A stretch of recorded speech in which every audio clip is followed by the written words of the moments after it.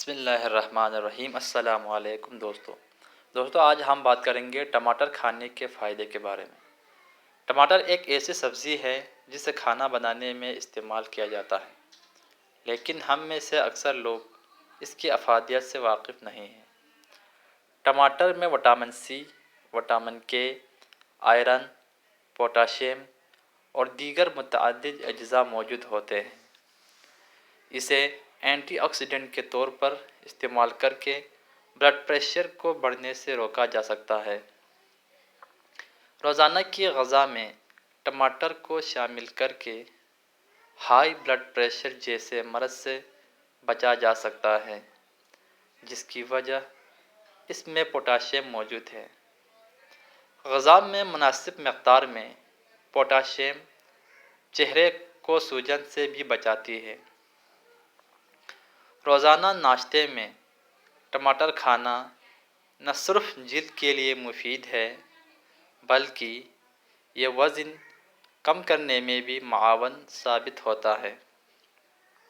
امریکی سائنسدانوں کے مطابق روزانہ ناشتے میں ٹماٹروں کا پکائے بغیر استعمال وزن میں حیرت انگیز طور پر کمی لاتا ہے۔ ٹماٹر کو جلد، چہرے اور بالوں کے لیے بہت مفید قرار دیا جاتا ہے کیونکہ اس میں کیروٹین، لیوٹین اور لائکوپین جیسے اجزاء موجود ہوتے ہیں۔ لائکوپین سورج کی مضر شعاعوں سے جلد کو بچانے میں مدد دیتا ہے۔ ٹماٹر کو کیل مہاسوں کو دور کرنے کے لیے بھی اچھا ذریعہ سمجھا جاتا ہے۔